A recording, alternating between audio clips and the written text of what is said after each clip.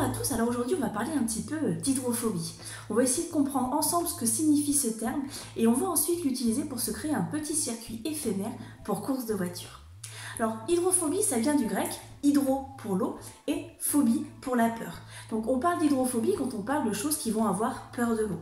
Donc si par exemple vous avez peur d'aller vous baigner, on peut éventuellement parler d'hydrophobie. Même si dans ce cas de figure on va plutôt généralement parler d'aquaphobie. Quand on parle d'hydrophobie, eh bien on va plutôt parler de substances, de molécules, même de matériaux qui n'aiment pas l'eau, qui ne vont pas être attirés par l'eau et qui ne vont pas donc être solubles à l'intérieur. Un exemple très classique, l'exemple de l'eau et de l'huile. On a tous déjà essayé de mélanger de l'huile dans de l'eau et même si on remue tout ça très énergiquement, eh bien on ne réussira jamais à mélanger ensemble ces deux molécules. Si on regarde bien, on va voir se former sur le dessus une pellicule qui contient l'huile et en dessous, on va avoir l'eau. Donc notre huile est hydrophobe. A l'inverse, on peut refaire la même expérience cette fois avec du sucre. Si je mets du sucre dans l'eau, et que je remue une fois de plus, et bien cette fois, mon sucre va se dissoudre à l'intérieur. On ne pourra plus faire la différence entre mon sucre et mon eau.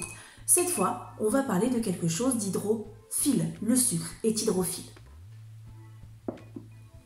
Pour notre petite expérience, on va utiliser quelque chose de très hydrophobe, un marqueur pour tableau blanc et un matériau qui l'est tout autant, le papier aluminium. Je vous laisse vous équiper pour ensuite construire notre petit circuit de voiture.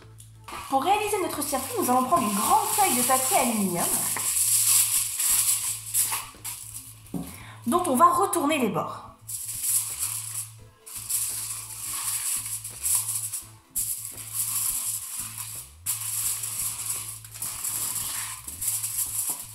On n'a pas besoin que ce soit très bien fait, c'est juste pour que l'eau ne sorte pas de notre circuit.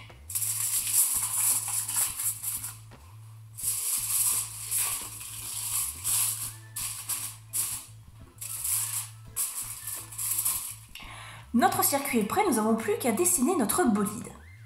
Il vous suffit ensuite de dessiner délicatement votre bolide sur l'aluminium.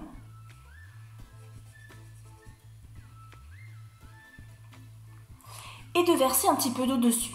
Alors pour cette étape, il faut vraiment y aller tout doucement et vous allez voir votre bolide se décoller de l'aluminium.